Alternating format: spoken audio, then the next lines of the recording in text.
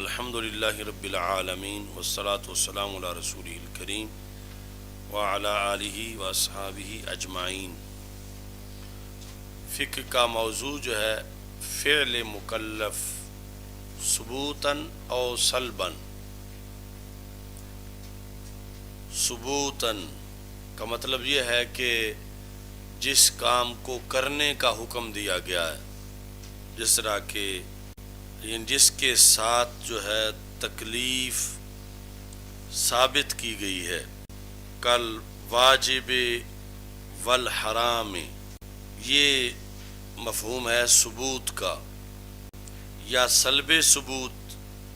جس طرح کہ مندوب اور مباح ہے۔ اصل میں یہ اعتراض کا جواب ہے۔ اعتراض یہ ہے کہ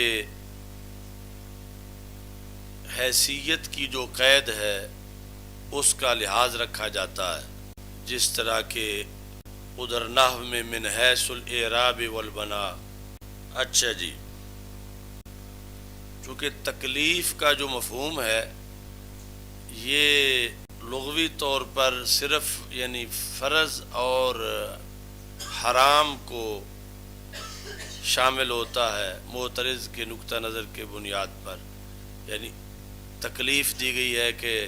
مکلف بنایا گیا کہ زکوٰۃ دو، روزہ رکھو، مکلف بنایا گیا ہے کہ نماز پڑھو، تمہیں اس چیز کا مکلف بنایا گیا ہے کہ شراب نوشی نہ کرو۔ تو اور اگر جو ہے اس کے اندر کچھ لچک ہو، گنجائش ہو، تو پھر تکلیف کا مفہوم پورا نہیں ہوتا۔ مرضی ہے پڑھ لو، مرضی ہے نہ پڑھو۔ پھر دوسری طرف یہ ہوگا کہ مرضی ہے شراب پیو، مرضی ہے شراب نہ پیو۔ تو اس بنیاد پر انہوں نے یہ اعتراض کا جواب دیا۔ پہلے ترجمہ دیکھو، ثبوتاً او سلباً اے من حیث ثبوت التکلیف بھی، کہ ثبوتاً او سلباً یہ ہے تمییز۔ تو جس طرح لفظ حیث لکھا ہوا ہو تو قید ہوتا ہے، ایسے ہی تمییز کے اندر ہو تو پھر بھی قید ہوتا ہے کہ فعل مکلف مطلقاً بغیر کسی قید کے موضوع نہیں ہے، بلکہ اس کے ساتھ قید ہے کہ فعل مکلف ثبوت کے لحاظ سے یا سلب کے لحاظ سے، ثبوت کی حیثیت سے یا سلب کی حیثیت سے،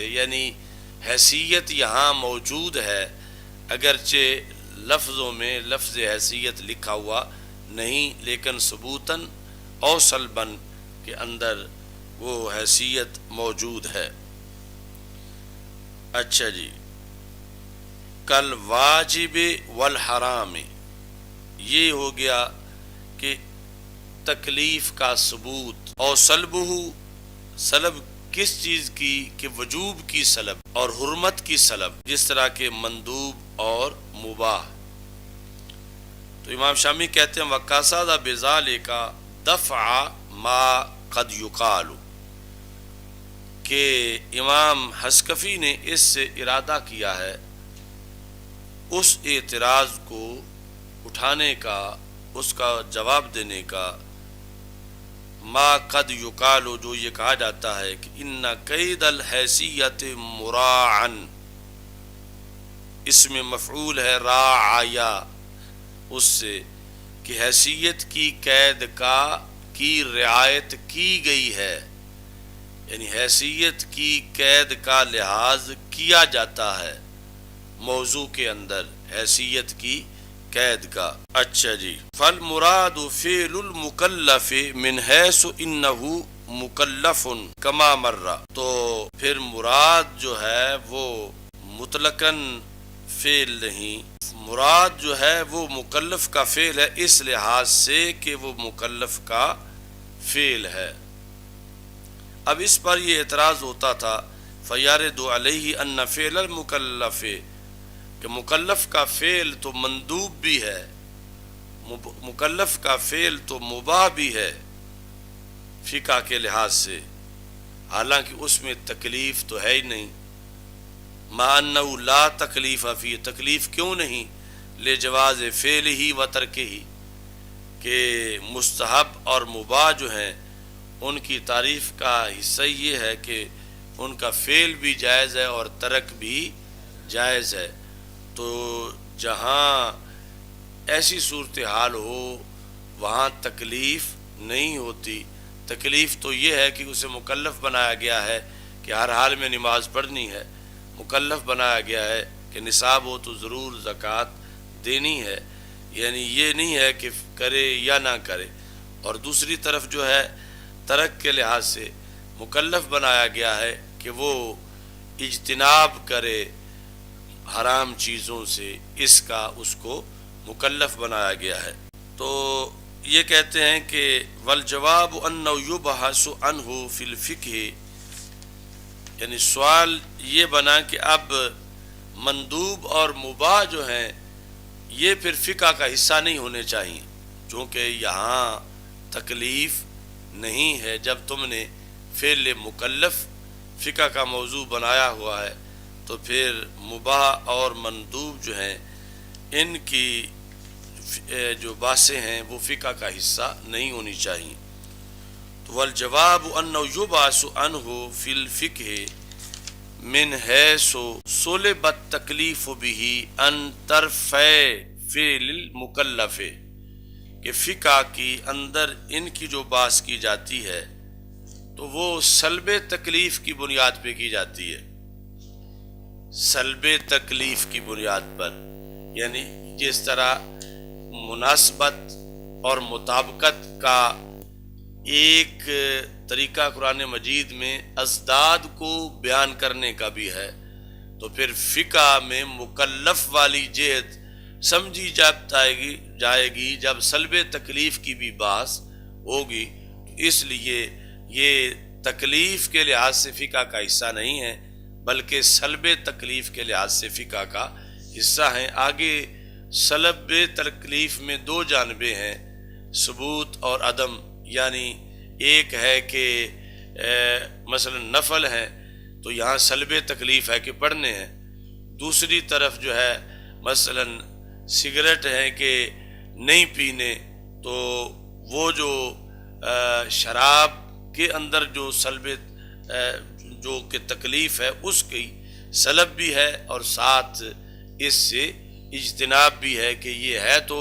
ناپسندیدہ چیز مگر اس درجے کی نہیں ہے کہ جس درجے کی ناپسندیدہ چیز وہ شراب ہے۔ اس لیے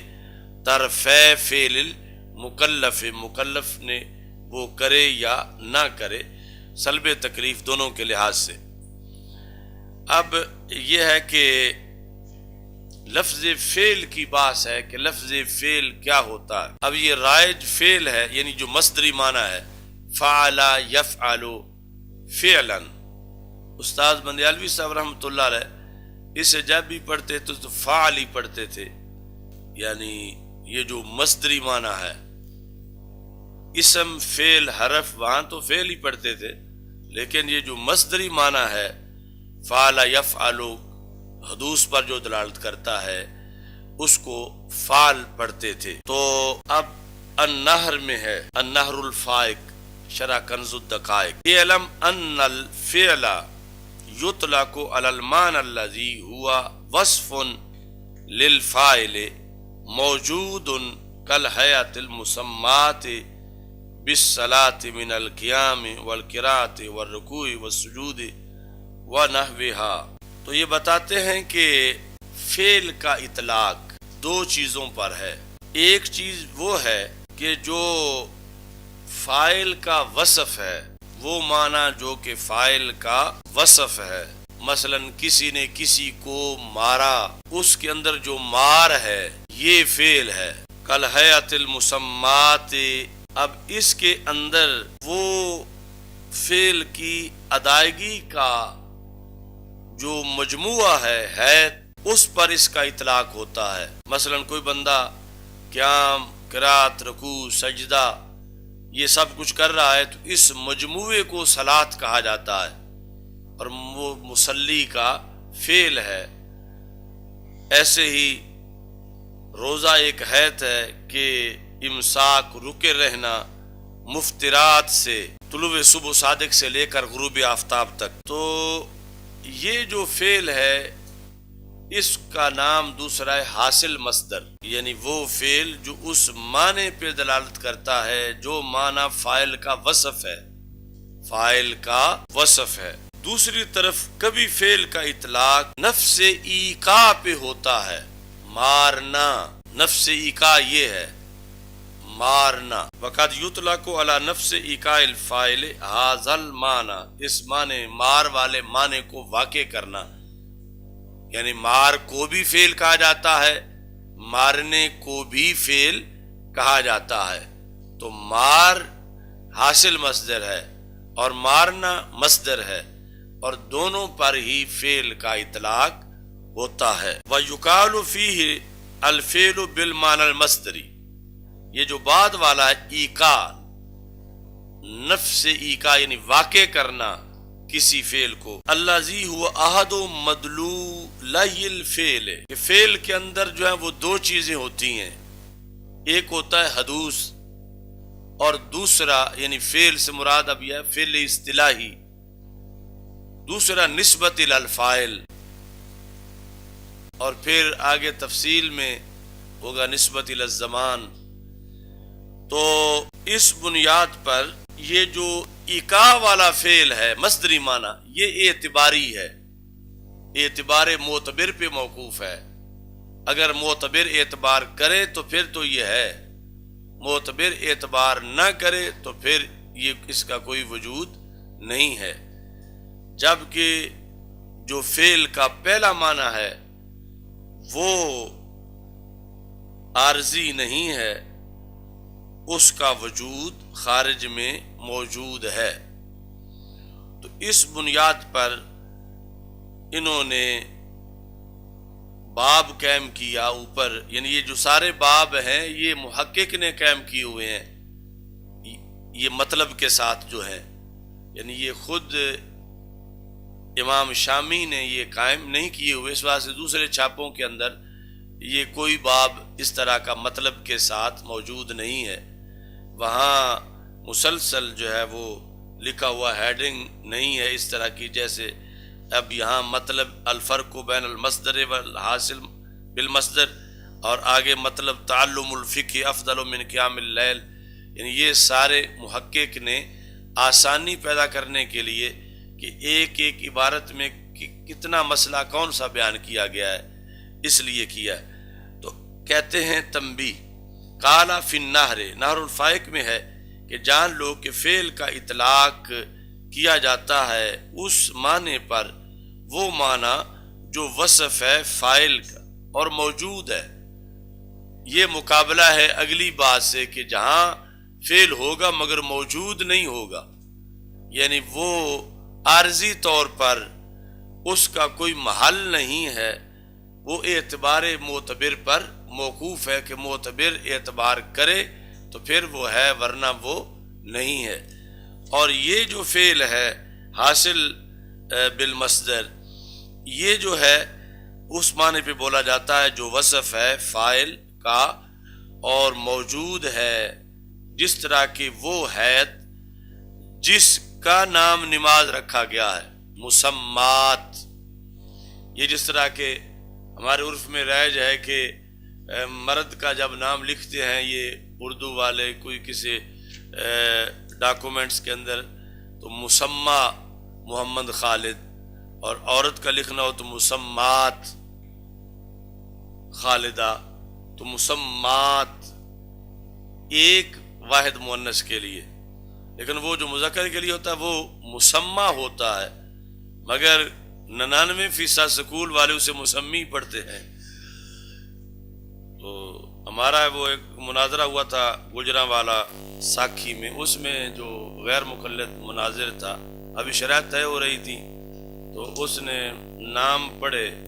کہ ہماری طرف سے کون منتظم ہے اور کون مناظر ہے، کون صدر مناظر ہے. تو ان کا منتظم جو ہے اس کا نام محمد اشرف تھا، تو کہتا ہے ہمارا جو منتظم ہے مسمی محمد اشرف. تو اس پر ہی ہم نے پکڑ لیا کہ یہ مسمی جو ہے مسمی نہیں ہے بلکہ مسمى ہے۔ اچھا جی، تو کل حیت المسمات بالصوم، وہ حیت کہ جس کا نام رکھا گیا ہے روزہ، وہ کیا ہے؟ الامساک عن المفترات، روزہ توڑنے والی چیزوں سے، کھانا پینا اور جماع، ان سے رکے رہنا دن کی سفیدی میں۔ اب اس سفیدی کا لحاظ جو ہے، یعنی مطلب طلوع صبح صادق سے لے کر غروب آفتاب۔ وَهَذَا يُقَالُ فِيهِ الْفِعْلُ بِالْمَعنَى الْحَاصِلِ بِالْمَصْدَرِ، یہاں جو فعل کا اطلاق ہوتا ہے اس معنی میں جو کہ فاعل کا وصف ہے، جو کہ موجود ہے، اس کو حاصل بالمصدر کہا جاتا ہے۔ یہ فعل بمعنی حاصل بالمصدر ہے۔ وقد یطلق علی نفس ایقاع الفاعل، کبھی صرف ایقاع فاعل پر اس کا اطلاق ہوتا ہے، فاعل کے اندر موجود وصف پر اطلاق نہیں ہوتا، بلکہ فاعل کے وصف پر جو موجود ہے اس پر اطلاق نہیں ہوتا، بلکہ نفس ایقاع، کھانا پینا، مارنا، دوڑنا، بھاگنا، اس پر یعنی جو مصدری معنی ہے اس پر فعل کا اطلاق ہوتا ہے۔ یعنی جس وقت کوئی دوڑ رہا ہے تو آپ یہ کہیں گے یہ اس نے دوڑنے کا فعل کیا ہے، تو اس مصدری معنی پہ فعل کا اطلاق ہوتا ہے۔ وَيُقَالُ فِيهِ الْفِعْلُ بِالْمَعنَى الْمَصْدَرِيِّ، اسے مصدری معنی کے لحاظ سے فعل کہا جاتا ہے۔ اب اس کی وضاحت کرتے ہیں کہ مصدری معنی کے لحاظ سے فعل کیا ہوتا ہے۔ وہ یہ ہے کہ فعل کے دو مدلول ہیں، ان میں سے ایک مدلول ہے حدوث، دو مدلول ہیں، ایک مدلول ہے حدوث، دوسرا نسبت الی الزمان۔ مثلا دارابا، تو دارابا میں ہے ایک تو ہے مدلول حدوث ضربن، مارنا، کہ وہ مارنے پہ عمل کرے گا، دوسرا کہ کس زمانے میں مارا اس پر عمل کرے گا، تیسرا آگے خارج چیز جو ہے وہ فاعل اس کی طرف جائے گا۔ لیکن یہاں انہوں نے دو مدلول جو ہیں ان میں سے ایک پہلے کا ذکر کیا، وہ ہے مدلولین، فعل کے دو مدلول، ایک مدلول ان میں سے کیا ہے؟ حدوث، مارنا، کرنا، کھانا پینا، مصدری معنی، اس پر بھی فعل کا اطلاق کیا جاتا ہے۔ اب وَمُتَعَلَّقُ التَّكْلِيفِ إِنَّمَا هُوَ الْفِعْلُ بِالْمَعنَى الْأَوَّلِ لَا الثَّانِي، تو یہاں ہم نے جو کہا موضوع ہے فعل المکلف، تو اس فعل سے مراد مصدری معنی نہیں ہے بلکہ حاصل مصدر ہے، کہ جو فاعل کے اندر ایک وصف پایا گیا ہے اس معنی پر جو چیز دلالت کرتی ہے، اور خارج میں وہ چیز جو ہے وہ اس کا وہ موجود ہوئی ہے، تو وہ ہے یہاں فعل سے مراد، یعنی حاصل مصدر مراد ہے اور مطلقاً مصدری معنی مراد نہیں ہے۔ لسانی لأن الفعل بالمعنى الثانی، وہ کیوں نہیں مراد ثانی معنی والا؟ کہتے ہیں اس سے بحث کیا کرنی ہے، وہ تو ہے ہی اعتباری، یعنی اعتبار معتبر پر موقوف ہے، اگر کوئی اعتبار کرتا ہے اس کا تو پھر اس کا اعتبار ہوتا ہے، ورنہ اپنا اس کا کوئی محل نہیں ہے کہ جس میں وہ فعل پایا جائے، وہ اعتبار پر موقوف ہے۔ لأن الفعل بالمعنى الثانی اعتباری لا وجود له فی الخارج اذ لو کان موجودا، کیونکہ اگر ہم اس کا وجود مانے خارج میں تو پھر اس کے وجود کا کوئی موقع ہوگا، واقع ہونے کی جگہ، فَيَكُونُ لَهُ إِيقَاعٌ، تو پھر اس وجود کا موقع کا کوئی ایقاع ہوگا۔ اس طرح پھر ایک اعتباری چیز کو ماننے کے لیے تسلسل لازم آئے گا کہ اس کے لیے ایک اور چیز کا وجود مانا جائے، پھر اس کے پانے کے لیے کسی اور موقع کا وجود مانا جائے، اس سے جو ہے وہ تسلسل لازم آئے گا۔ فَهَكَذَا فَيَلْزَمُ التَّسَلْسُلُ الْمُحَالُ فَأَحْكِمْ هَذَا، اس بات کو پکا کر لے، یعنی امام شامی مخاطب کو کہہ رہے ہیں فَإِنَّهُ يَنْفَعُكَ فِي كَثِيرٍ مِّنَ الْمَحَالِ، یہ محال نہیں ہے کہ یہ بات تمہیں بہت سی جگہوں پہ کام دے گی۔ محل کی جمع محال، بہت سی جگہوں پر یہ تمہیں کام دے گی کہ مصدر اور حاصل مصدر کا فرق، اور جو فعل مکلف ہے موضوع فقہ کا وہ کون سا فعل ہے، مصدری معنی والا فعل ہے یا حاصل مصدر والا فعل ہے۔ تو یہ یعنی فعل بمعنی حاصل مصدر جو ہے، مثلا نماز پڑھنا یہ موضوع نہیں، نماز موضوع ہے۔ روزہ رکھنا موضوع نہیں ہے، روزہ موضوع ہے۔ زکوٰۃ دینا موضوع نہیں ہے بلکہ زکوٰۃ موضوع ہے۔ تو اگر مثلا دینا ہو تو پھر تو وہ چیز ایک اعتباری ہے، حادث ہے، یعنی اعتبار معتبر پر موقوف ہے، تو اس کی تو یہی ساری بحث ہے۔ آگے یہ جو جتنے مسائل ہیں کہ نصاب کتنا ہے زکوٰۃ کا اور مصرف کیا ہے، یہ سارے جو ہیں حاصل مصدر کی باتیں ہیں۔ ایسے ہی نماز کا جو حاصل مصدر ہے اس کی ساری باتیں ہیں، مصدری معنی کی باتیں فقہ میں نہیں ہیں۔ اچھا جی، واستمداد اوپر متن میں ہے کہ اس کی استمداد کیا ہے، یہ کہاں سے حاصل کیا جاتا ہے علم فقہ؟ من الکتاب والسنت والاجماع والقیاس۔ اس واسطے نیچے انہوں نے حاشیوں میں اس کا مطلب بیان کیا جو اس سے زیادہ معروف ہے کہ اس کا ماخذ کیا ہے۔ علم فقہ کا ماخذ کہاں سے یہ اخذ کیا جاتا ہے؟ تو اس کے بعد من الکتاب، اب سوال پیدا ہوتا تھا کہ ہمارے لیے جو پہلی شریعتیں ہیں، پہلی وہ شریعتیں کہ جن کو ہماری شریعت میں رد نہیں کیا گیا جس چیز کو، تو وہ بھی فقہ کی دلیل بنتی ہے۔ وہ پانچویں چیز وہ ساتھ ملانی چاہیے، شریعت من قبلنا، ہم سے پہلوں کی شریعت، یعنی جو اس سے منسوخ ہو گئی وہ تو منسوخ ہو گئی، تو ورنہ وہ بھی اللہ کی دی ہوئی شریعت ہے پہلی امتوں کی، تو اس کا ذکر نہیں آیا۔ پانچویں چیز اسے بنانا چاہیے ساتھ کہ فقہ کا ماخذ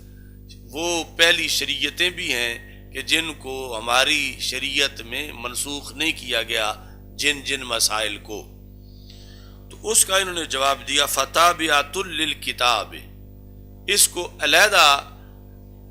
بنانے کی ضرورت نہیں، اور نہ یہ کہ ہم کہیں کہ اس سے مسئلہ نہیں ثابت ہوگا۔ مسئلہ پہلی شریعتوں سے بھی ثابت ہوگا کہ بشرطے کہ انہیں رد نہیں کیا گیا، تو یہ کتاب ہی کے تابع ہے، یعنی علیحدہ ماخذ نہیں ہے، یہ کتاب کے ساتھ ہی مراد ہے۔ پھر سوال پیدا ہوتا ہے کہ خلفائے راشدین رضی اللہ تعالیٰ عنہ کے فیصلے، اقوال صحابہ رضی اللہ تعالیٰ عنہم، وہ بھی بطور دلیل پیش کیے جاتے ہیں اور ان سے بھی مسائل اخذ کیے گئے ہیں، وہ بھی فقہ کا ماخذ ہیں، تو ان کو پھر پانچویں نمبر پہ بیان کیا جاتا۔ اس کا انہوں نے جواب دیا فتابعۃ للسنت، یہ سنت کے تابع ہے۔ آگے پھر سوال ہوا کہ تعامل بھی دلیل بنتا ہے، تعامل، مثلا تعامل اہل مدینہ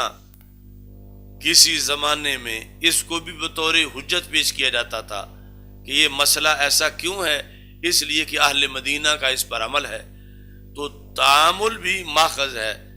تو وہ کہتے ہیں فتابع للاجماع، وہ اجماع کے تابع ہے، یعنی علیحدہ وہ چیز نہیں ہے۔ اچھا جی، پھر یہ ہے کہ کچھ چیزیں تحری سے ثابت ہوتی ہیں اور کچھ استصحاب سے ثابت ہوتی ہیں۔ استصحاب حال، اس کا علیحدہ ان کو ماخذ بنانا چاہیے تھا۔ تو انہوں نے کہا یہ دونوں چیزیں قیاس کے تابع ہیں، دونوں چیزیں قیاس ہی کا حصہ ہیں، تحری ہو یا استصحاب ہو۔ یہ البحر الرائق کے اندر وضاحت ہے، اور اس کے علاوہ کہتے ہیں وَبِيَانُ مَا ذُكِرَ فِي كُتُبِ الْأُصُول۔ یہ جو ہم نے بیان کیا ہے کہ بنانے والوں نے تو 8 ماخذ بنا دیے، تو ہم نے کہا یہ 4 ہیں، اور باقی 4 کے جو توابع جن کے تابع ہیں وہ ذکر کر دیا۔ اس کی پوری بحث جو ہے وہ کتب اصول کے اندر موجود ہے۔ اب یہ غایاتہ، فقہ کی غایت،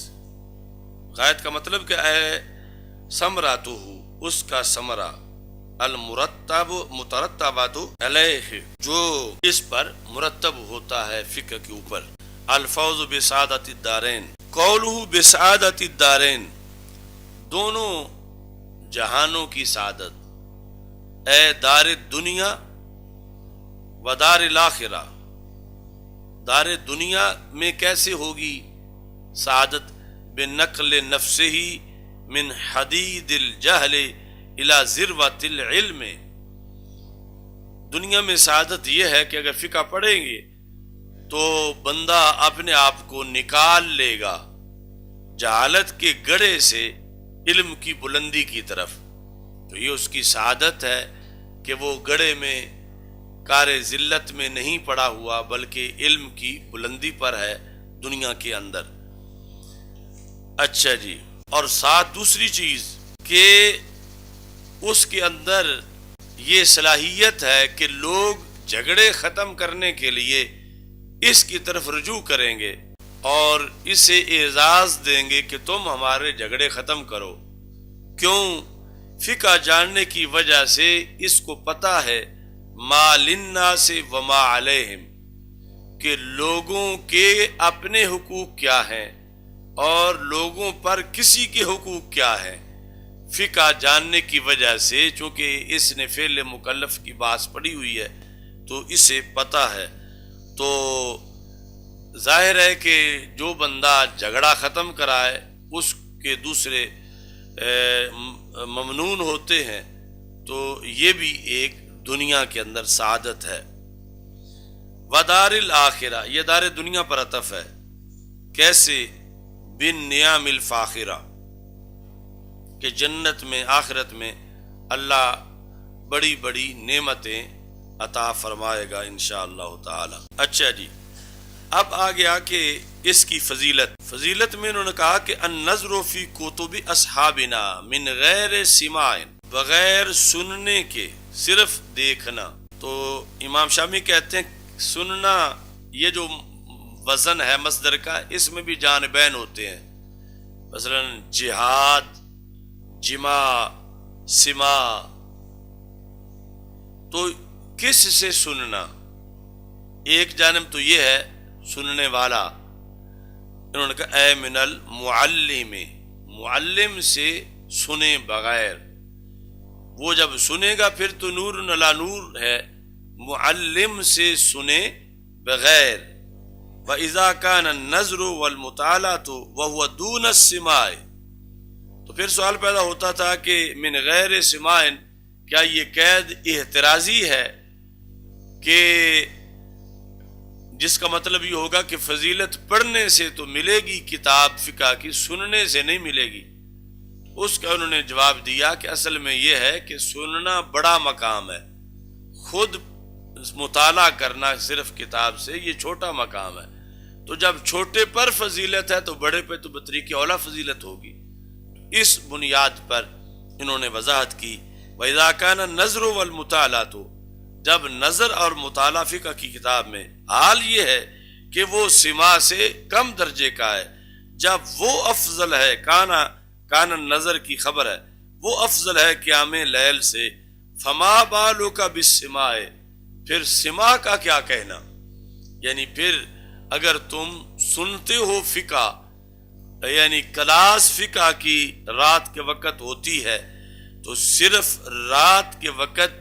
مطالعہ کرنا فقہ کی کتاب کا، جب وہ قیام اللیل سے بہتر ہے، تو پھر کسی معلم سے فقہ پڑھنا بطریق اولا قیام لیل سے بہتر ہے۔ اب اس پر کہ قیام لیل سے یہ افضل ہے، تعلم الفقہ افضل من قیام اللیل وتعلم باقی القرآن، یہ دو چیزیں انہوں نے بتائیں اوپر متن میں کہ فقہ پڑھنا ایک تو قیام اللیل سے افضل ہے، مطلب قیام اللیل اب فرض نہیں نوافل ہے، ان سے افضل ہے، اور دوسرا جو باقی قرآن ہے احکام کی آیات کے علاوہ ان کے تعلم سے یہ جو آیات احکام ہیں ان کی فقہ کو حاصل کرنا یہ افضل ہے۔ امام شامی کہتے ہیں قیام لیل بالصلاۃ ونحوہا، یعنی یہ اعتراض ہو رہا تھا کہ یہ تفضیل الشیء علی نفسی لازم آتا ہے کہ کسی چیز کو اپنے اوپر ہی فضیلت دینا، کہ فقہ پڑھنا پڑھانا مطالعہ کرنا اس کو بھی قیام اللیل سے تعبیر کیا جاتا ہے، یعنی جو قیام اللیل بمعنی احیاء اللیل، رات کو زندہ رکھنا،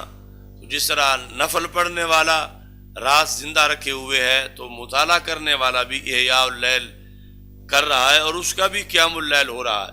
تو پھر اسے اپنے اوپر ہی فضیلت دی جا رہی ہے۔ اس کا انہوں نے جواب دیا کہ یہاں جو لفظ قیام اللیل ہے اس سے مراد ہے بالصلاۃ ونحوہا، اگرچہ فقہ کا مطالعہ بھی قیام اللیل ہے مگر فقہ کا مطالعہ اس شکل میں جو قیام اللیل ہے یہ اس قیام اللیل سے افضل ہے جو بذریعہ نوافل کیا جا رہا ہے، تو پھر یہ تفضیل الشیء علی نفسی لازم نہیں آتا، چونکہ مفضل اور ہے اور مفضل علیہ اور ہے۔ مفضل جس کو فضیلت دی گئی ہے وہ ہے مطالعہ فقہ، اور مفضل علیہ جو ہے وہ ہے نفلوں کی صورت میں قیام، تو یہ علیحدہ علیحدہ چیزیں ہیں۔ وَإِلَّا فَهُوَ مِنْ قِيَامِ اللَّيْلِ، ورنہ مطالعہ فقہ کا یہ قیام اللیل ہی کا حصہ ہے۔ اب پھر سوال پیدا ہو گیا کہ اگر قیام اللیل ہے تو پھر افضل کیسے ہے؟ وہ بھی قیام اللیل یہ بھی قیام اللیل، قیام اللیل کی دو قسمیں ہیں، اسے تم افضل قرار دے رہے ہو، تو پھر وجہ تفضیل کی کیا ہے؟ وہ کہتے ہیں کہ وَإِنَّمَا كَانَ أَفْضَلَ لِأَنَّهُ مِنْ فُرُوضِ الْكِفَایَةِ، کہ ادھر جو نفلوں کی صورت میں قیام اللیل ہے وہ نفلی ہے، اور ادھر جو مطالعہ فقہ کی صورت میں قیام اللیل ہے یا فرض ہے یا فرض کفایہ ہے، تو فرض اور فرض کفایہ ہر حال میں نفل سے افضل ہے۔ اچھا جی، لِأَنَّهُ مِنْ فُرُوضِ الْكِفَایَةِ إِنْ كَانَ زَائِدًا عَلَى مَا يَحْتَاجُهُ، یعنی ایک بندہ مثلا تاجر ہے تو تجارت والی ساری فقہ تو اس پر فرض عین ہے، اور مطلقاً کہ سارا دین پڑھے یہ فرض کفایہ ہے۔ ایک مطلع کے اندر ایک بندہ سارے علوم اسلامیہ کا ماہر بن جائے تو سب کا فرض ادا کر دیتا ہے، یعنی اتنا بڑا اس کا احسان ہے باقی پر بھی کہ جو 70 مربع میل یا 72 مربع میل کے اندر اصول و فروع کا پورا حاوی اسپیشلسٹ بن گیا، تو اس نے اس علاقے میں جو لاکھوں لوگ رہتے ہیں ان سب کا فرض ادا کر دیا، اور اگر ایک بھی نہیں بنا تو سارے یوں گناہگار ہیں جیسے ترک فرض پر گناہ ملتا ہے۔ تو اس بنیاد پر یعنی عالم دین کا شکر گزار ہونا چاہیے اس علاقے والوں کو کہ جن کے علاقے کا کوئی ایک بندہ عالم دین بن رہا ہے پورا صحیح، وہ باقی سب کو اس نے چھٹی دی ہوئی ہے اور باقی سب اس کے ممنون ہونے چاہیے کہ یہ ہمارے حصے کا کام کرنے گیا ہوا ہے۔ تو یعنی ہر بندے کا جو شعبہ ہے وہ فرض عین ہے، یعنی جس طرح بالغ پر نماز فرض ہے تو نماز کا کیا علم بھی فرض ہے، اس کے مسائل جاننا۔ تو اس واسطے انہوں نے کہا ان کا نا زائدن علی ما یحتاجہ، اس فقیہ کی جو حاجت ہے کہ فقیہ مثلا تاجر ہے، فقیہ مثلا کاشتکار ہے، تو اب حاجت کے علاوہ جو پڑھے گا وہ ہوگا فرض کفایہ. حاجت والا تو فرض عین ہے. وَإِلَّا فَهُوَ فَرْضُ عَيْنٍ. تو یہ جو رات کو قیام اللیل بشکل مطالعہ فقہ کر رہا ہے، دو ہی حالتیں ہیں، یا فرض کفایہ ادا کر رہا ہے یا فرض عین ادا کر رہا ہے. اور دوسری طرف جو قیام اللیل بشکل نوافل کر رہا ہے وہ نہ فرض کفایہ ادا کر رہا ہے نہ فرض عین ادا کر رہا ہے. تو اس بنیاد پر جو فرض کفایہ یا فرض عین ادا کر رہا ہے یہ افضل ہے اس سے، اس کا قیام اللیل اس قیام اللیل سے جو نوافل کی شکل میں ادا کیا جا رہا ہے. تعلم الفقہ فتاوی بزازیہ میں ہے کہ ایک بندے نے تعلم بعد القرآن، قرآن مجید کا کچھ حصہ پڑھ لیا اس نے، ووجد فراغا، یعنی جتنا ٹائم اس کے پاس ملا اسے، اس نے قرآن مجید کی کچھ صورتیں یاد کر لی، کچھ پارے یاد کر لیے. اب اس کے پاس مزید ٹائم ہے تو باقی ٹائم اب کس میں لگائے؟ باقی قرآن حفظ کرنے میں لگائے یا جو پڑھا ہے اس کے اندر فقاہت حاصل کرنے میں لگائے؟ تو فتاوی بزازیہ میں ہے فالافضل الاشتغال بالفقہ، اب بجائے اس کے کہ باقی قرآن حفظ کرے وہ فقہ میں مشغول ہو جائے. کیوں؟ لأن حفظ القرآن فرض کفایۃ وتعلم ما لا بد من الفقہ فرض عین، کہ حفظ قرآن فرض کفایہ ہے اور ما لا بد منہ، جس کے بغیر چارہ ہی نہیں مسلمان کا کہ زندگی اس کے بغیر بسر کر سکے، حلال و حرام کا علم، تو وہ فرض عین ہے. تو ظاہر ہے کہ فرض عین فرض کفایہ سے زیادہ شان رکھتا ہے. اب اس سٹیج پہ کھڑے ہو کے عصری علوم کو سوچنا چاہیے، یعنی جواز اور ضرورت اپنی جگہ، لیکن آج اس کے ساتھ سلوک کیا کیا جا رہا ہے علم دین کے ساتھ. یعنی ضرورت کے لحاظ سے جو ما لا بد منہ ہو، وہ جو فقہ ہے وہ تو حفظ قرآن چھوڑ کے بھی ضروری ہے کہ باقی حفظ نہ کرو، پہلے یہ پڑھو کہ ہمارے شرعی مسائل حل کیسے ہوں گے. تو جہاں حفظ سے ہٹا کے ادھر لگایا جا رہا ہے تو وہاں یعنی ادھر سے ہٹا کے سکولوں کی طرف کیسے لگایا جا سکتا ہے؟ اگر بیس کیمپ آباد ہو جائے تو یا اس کا پورا حصہ نکالا جائے. اب جو قوم کی پیداوار ہے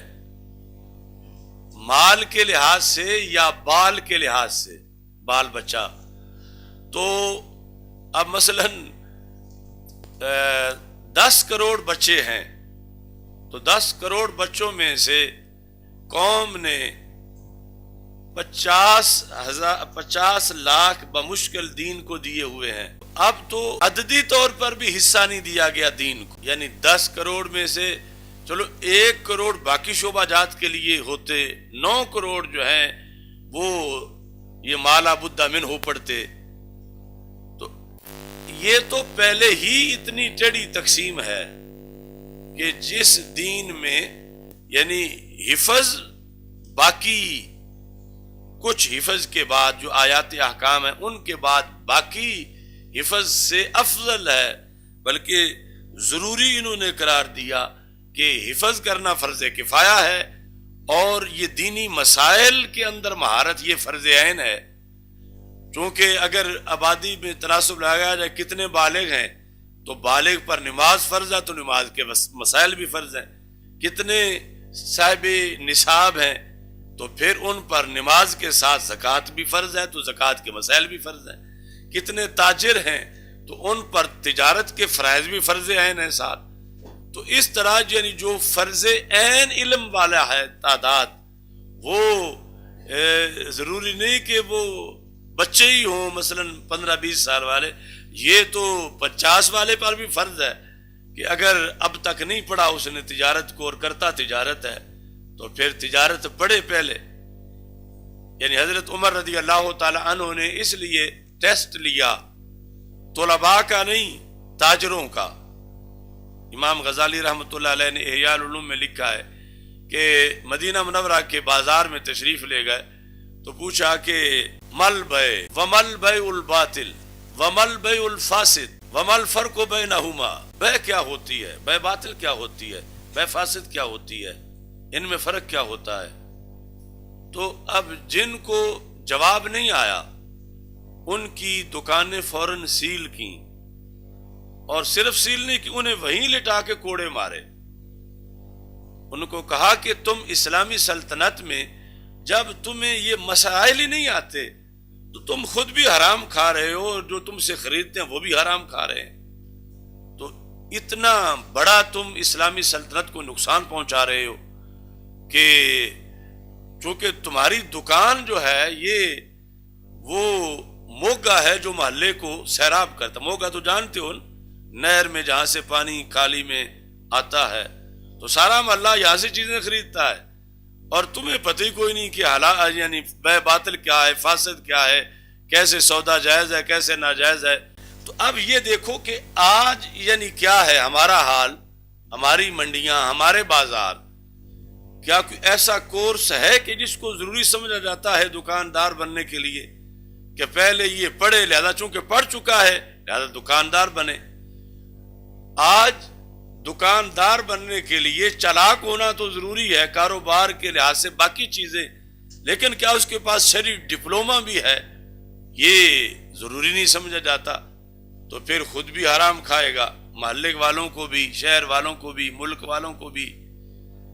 یعنی اپنی مرضی دیکھیں گے کہ دکاندار بھی راضی ہے، گاہک بھی راضی ہے، لیکن شریعت تو کہتی اللہ اور اللہ کا رسول بھی راضی ہوں صلی اللہ علیہ وسلم، تو پھر سودا ہوگا۔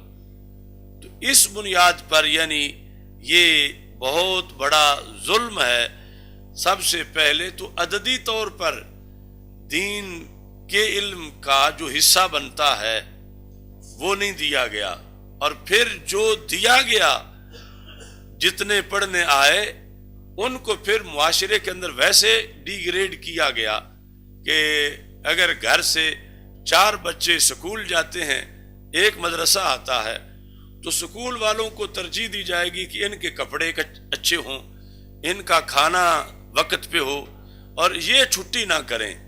اور مدرسہ والا جو ہے وہ روزانہ ہی اس کو گھر کا کام پڑا ہوا ہے کہ باقی جو ہے وہ تو ان کو تو چھٹی نہیں ملتی، بڑی سختی ہے، اور وہاں اتنے لاکھ روپے فیس دینی ہوتی ہے تو چھٹی کیوں کروائیں، اور ادھر جو ہے وہ چھٹی ہضم ہو جائے گی۔ تو اس طرح کر کے پھر آگے حکومت اب اس کو یعنی جب اتنا ظلم بالائے ظلم بالائے ظلم بالائے ظلم کرنے کے بعد پھر وہ کہتے ہیں کہ یہ جو اتنے تھوڑے سے مجموعی آبادی سے نکل کے اور ساری ضرورتیں پوری کر کے پھر تھوڑے سے آئے ہیں، تو یہ بھی اب ساتھ دوسرا بھی پڑھیں، یعنی یکساں نصاب، یہ بھی اتنا جتنا ایک انجینئر پڑھتا ہے، جتنا دوسرا طب والا ڈاکٹر پڑھتا ہے، اس میں سے بھی کچھ یہ پڑھیں۔ تو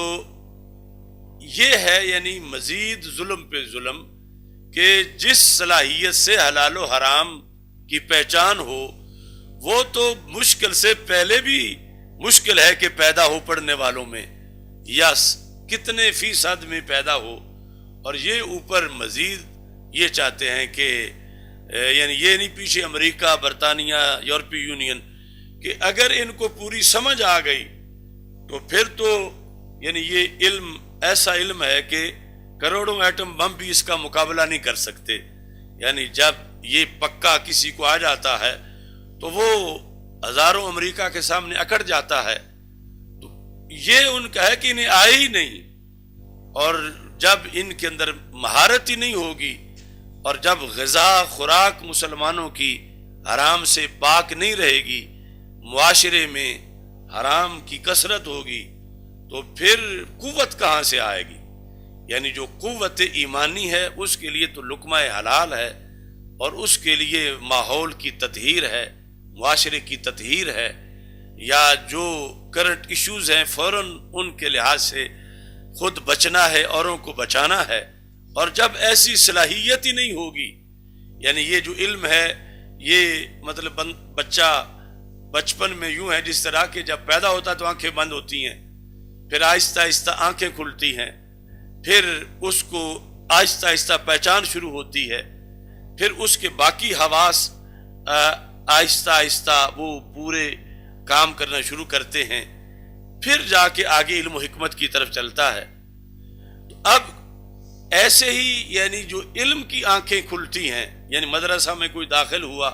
پہلے تو سب کی آنکھیں بند تھی اس بچے کی طرح، پھر جو ہے اس نے آنکھیں کھولی، کچھ پڑھا صرف و نحو کو، اب آگے اس کے جو حواس ہیں علمی طور پر وہ کام کرنے لگے۔ تو ویسٹ کا یہ مطالبہ ہے کہ ان کی آنکھیں کھل بھی جائیں تو ویسے کھلیں جیسے چھوٹے بچے کی کھلتی ہیں، اور ابھی اس کو پہچان پوری نہیں ہوتی کہ میرے لیے مفید کیا ہے اور نقصان دہ کیا ہے، لہذا وہ انگارہ بھی ہاتھ میں پکڑ لیتا ہے۔ تو اس حد تک ہی ان کا علم رہے، اس سے اگلی حد تک کہ آنکھیں اندھیروں میں بھی دیکھ لیں۔ یعنی عالم اور جاہل کا یہی فرق ہے کہ جاہل دن میں بھی یوں ہے جیسے اندھیرے میں ہے، یعنی اسے معلومات نہیں، اور عالم رات میں بھی یوں ہے جیسے روشنی میں ہے۔ تو اس نے رہنمائی کرنی ہے اس کی، یہ دین میں فریضہ ہے اہل علم کا، اس لیے مقام بڑا ہے کہ اس نے اندھوں کی رہنمائی کرنی ہے، اس نے اندھیرے میں چراغ جلانا ہے۔ اور جب یہ اندھوں کی رہنمائی کرنے والا ہی اندھا رہ جائے اور اندھیروں میں چراغ جلانے والے کے پاس ہی چراغ نہ ہو، تو پھر وہ جو نبوی مشن ہے اس کے مطابق پھر رہنمائی کیسی ہو سکے گی؟ تو یہ ان کا اصرار ہے امریکہ کا اور یورپی یونین کا کہ ٹھیک ہے یہ عالم بن بھی جائیں تو ایسے نہ بنے کہ اندھیرے میں یہ اوروں کو روشنی فراہم کر سکیں، مسائل کا یوں حل کر سکیں، اتنی ان کی مضبوط صلاحیت ہو۔ ایسا نہ ہو کوئی تھوڑا، جس طرح مثلا ایک بندہ چننا ہوتا ہے کہ کچھ نظر آتا ہے کچھ نظر نہیں آتا، کہ تھوڑا بہت یہ گزارا کر لیں، یا اندھوں میں کانا راجا جو ہے، تو پورے متبحر علماء نہ بنے۔ تو چونکہ یہ علم جب پورا آ جاتا ہے تو کسی مادی قوت میں یہ طاقت نہیں کہ وہ اس کا رستہ روک سکے اور اس کا مقابلہ کر سکے، یہ کسی کے بس میں نہیں ہے۔ علم اتنی بڑی پاور ہے، اتنا بڑا اس کے اندر حقانیت کا جذبہ اور پھر اس کی طاقت ہے۔ یعنی باقی لوگ جو ہیں ان کے مزاج الا ماشاء اللہ، یعنی اغراض دنیا وہ چمٹی ہوئی ہیں ہر طرف سے، پاؤں کو بچوں کی فکر، اپنے عہدے کی فکر، اپنے جاب کی فکر، روزگار کی فکر، کاروبار کی فکر، صحت مرض، یہ ساری فکریں۔ تو اسے کوئی بلا رہا ہے آؤ میری مدد کرو، وہ پاؤں کھینچ کے رکھنا چاہتا ہے لیکن ساری اغراض اس کو نیچے کھینچتی ہیں کہ تو نے گھر سے باہر کہاں جانا ہے۔ اور پھر آگے جب یہ ہے کہ جو بلا رہا ہے جدھر جانا ہے ادھر ہو سکتا ہے آگے سے ڈنڈا لگے، ہو سکتا ہے سر پھٹ جائے، یا ہو سکتا ہے جان ہی نکل جائے۔ اب مزید یعنی صرف پاؤں کی زنجیریں ہی نہیں، اوپر کمر سے بھی کسی نے پکڑا ہوا ہے۔ تو دوسری طرف للہیت ہے، یعنی جب کوئی خاص وقت ہو تو اسے ان میں سے کوئی چیز رکاوٹ نہیں بنتی، اور اس کے لیے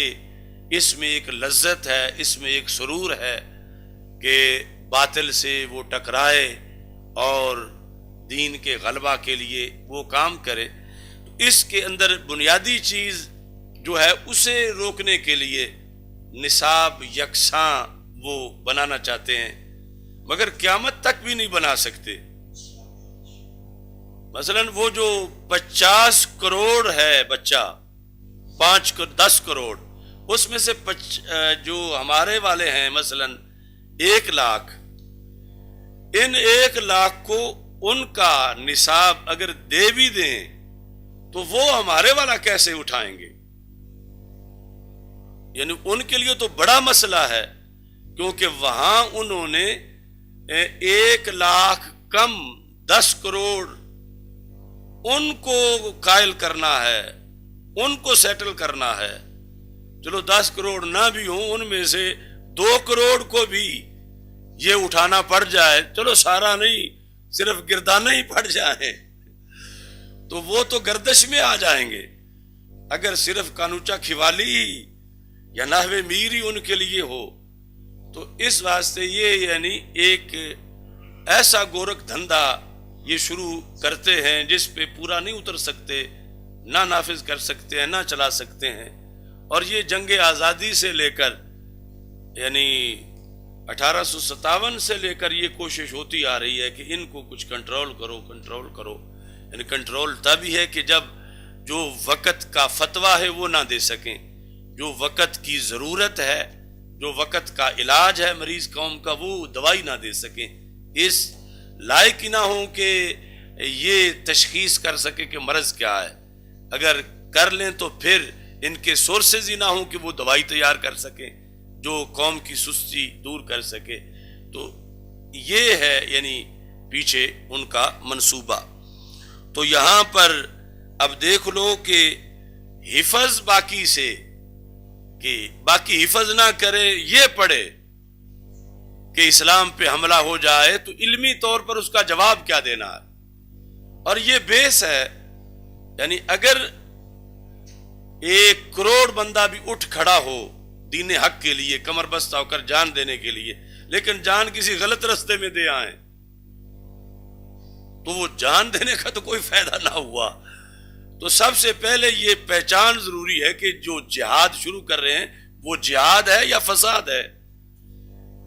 وہ کیا چیز ہے۔ تو اس کے لیے یعنی یہ ادراک ضروری ہے، کیونکہ جب اگر غلط رستے پر چل کے جانے دے کے واپس لوٹے تو پھر وہ قوم اتنی باغی ہوگی کہ اتنے غلط رستے پہ ہم سے قربانی لی، اب ہم کیسے آگے قربانی دیں یا ہماری نسلیں کیسے دیں، کہ اس پر تو فائدہ مرتب نہیں ہوا۔ یا پھر قیامت کے دن تو کم از کم افسوس ہوگا کہ ہمارا تو قبلہ ہی درست نہیں تھا، ساری رات ہم نماز پڑھتے رہے ہیں اور صبح پتہ چلا ہے کہ وہ منہ دوسری طرف تھا۔ تو اس لیے یعنی اس ساری جد و جہد جو غلبہ اسلام یا نظام مصطفیٰ صلی اللہ علیہ وسلم کی جو جد و جہد ہے، اس کے اندر بنیادی کردار علوم میں ثقافت اور رسوخ کا ہے کہ یہ ہو اور اس سے راہ کا تعین کیا جائے، تاکہ کل آج جسے خوش ہو کہ اچھا کہہ رہے ہیں اسے ہی کل برا نہ کہیں جب پردہ ہٹے اور دین کی روشنی سامنے آئے۔ تو ہمارے بچپن میں وہ تقریر کرتے تھے مولانا عبدالستار نیازی رحمۃ اللہ علیہ، اور پھر ہمارے استاد بندیالی صاحب بھی رحمۃ اللہ علیہ کئی بار اسباق میں کہتے تھے کہ اگر یہ جو نام نہاد سیاسی لوگ ہیں یہ کسی دن یہ کہہ دیں کہ یہ علماء روز ہم سے حکومت مانگتے ہیں، چلو یہ لو تو حکومت، تو بتاؤ یہ چلائیں گے کیسے؟ ان کے پاس اپنی فقہ سے آج کے مسائل کا انہوں نے کیا حل نکالا ہوا ہے، یا کتنے ایسے بندے ہیں جو فوراً قانون سازی جدید مسائل کی قرآن و سنت سے کر لیں گے۔ اگر وہ 1 مہینہ دے دیں چلو کر لو، اور یہ 1 مہینہ میں کتابیں بھی جھاڑ کے نہ رکھ سکے، یعنی یہ وہ کہتے تھے کہ تم پہلے اپنی صلاحیت تو پوری کر کے رکھو، اگر تمہیں نوبت ملتی ہے، یہ نہیں کہ ان کے پاس ہے کچھ نہیں یا یہ کر نہیں سکتے، لیکن ان کے پاس اگر پورے ملک میں 1 2 4 5 ہی ہوں تو وہ اس کو کس چیز کا وزیر بنائیں گے؟ وہ تو اس کے لیے پھر آگے عوامی خدمت کے لیے جو ٹائم وہ لگائے، یا اپنے اصول فرامین کہ جو موجودہ نظام سے ہٹ کر اصل اسلام کا نظام ہے وہ تیار کرے۔ تو اس لیے یعنی ہزاروں سپیشلسٹ ماہرین پہلے موجود ہونے چاہیے اس تیاری پر کہ کل موقع ملا تو نظام مصطفیٰ صلی اللہ علیہ وسلم نافذ کرنا ہے، اور اگر وہ ملے تو پھر پٹھان کی طرح، کوئی پٹھان ہو تو وہ غصہ نہ کرے، ویسے ہو ہے جو پٹھان نے کہا تھا خوچا کلمہ پڑھو، تو اس نے کہا چلو پڑھاؤ، تو کہتا آتا تو مجھے بھی نہیں ہے۔ تو یہ مطلب دین کو برسر اقتدار لانا یا نظام مصطفیٰ صلی اللہ علیہ وسلم۔ اب تو وہ پلید نظام والے یعنی نام نیاز سیاسی وہ اپنے لالچ میں اگر کبھی آزمانے کے لیے یا ویسے ہی تھک جائیں، ہار جائیں اللہ کی قدرت سے، اور وہ کہ اب یہ مولویوں کو دے دو، یہ اس ملک کا نظام چلائیں، تو اس کے لحاظ سے آگے مولوی یہ کہیں کہ اب ہم کورس شروع کرا رہے ہیں ایک، اور 3 سال میں ماہرین پیدا ہوں گے، وہ بھی بطور فرض، تو اتنے میں تو پانی بہت آگے گزر جائے گا۔ تو یعنی یہ ہے کہ اتنا پیچھے ہیں ہم، اتنا پیچھے ہیں، جو ہماری ڈیوٹی ہے اس کے لحاظ سے ایک تو ہمیں حصہ تھوڑا ملا، اور پھر حصہ طالب علموں کا ملنے کے لحاظ سے وہ جنہوں نے آکسفورڈ اور کیمبرج کے لیے جانا تھا وہ سارے ذہین دوسرے شعبوں والوں نے کھینچے، اگرچہ دین نے تو کند ذہن کو بھی امام بنا دیا، لیکن دینے والوں نے تو جو رحیل محل تھے اللہ ماشاء اللہ وہ کہ چلو یہ مدرسے میں چھوڑاؤ۔ اتنے ظلم اس کی بنیاد پر یعنی آگے پیداوار، یعنی جیسے لوگ ایک شہر کے ایک محلے میں کئی ہونے چاہیے، ہمارے پاس ویسے لوگ پورے ملک میں چند ہیں، یہ پیداوار کا ہے۔ لیکن یہ ٹھیک ہے کہ اپنی جگہ وہ جو بجٹ جتنا ہے سکولوں کالجوں کا اس کے مقابلے میں مدارس کا تو 1 روپیہ بھی بجٹ حکومت کی طرف سے نہیں ہے، اور پھر بھی جو یہ کر لیتے ہیں وہ نہیں کر سکتے کہ جب بھی کوئی مسئلہ پیدا ہو تو کہتے ہیں اب ماہرین بیرون ملک سے آئیں گے۔ یہاں والے ماہرین کام نہیں کرتے، لیکن علماء نے تو آج تک یہ نہیں کہا کہ مسئلہ حل کرنے کے لیے بیرون ملک سے علماء آئیں گے تو مسئلہ حل ہوگا، تو یہ تو اپنے یہاں والے ہی مسئلہ حل کر دیتے ہیں۔ اتنے مظالم جھیل کے بھی کہ جو معیشت، معاشرت، انتظامات کے لحاظ سے، لیکن تقاضے کی میں بات کر رہا ہوں کہ ہمیں کتنا مزید آگے جانا ہے اس پوائنٹ تک پہنچنے کے لیے، اگر ہمارے پاس اختیار ہو دین نافذ کرنے کا تو پھر اس کو کس طرح پورے طریقے سے نافذ کیا جائے۔ الحمدللہ رب العالمین والعاقبۃ للمتقین والصلاۃ والسلام علی رسولہ الکریم۔ استغفر اللہ لا الہ الا اللہ وحدہ لا شریک لہ، لہ الملک ولہ الحمد وهو على كل شيء قدير۔ اللہ تو رسالت کا نعرہ دنیا میں لگانے نکلے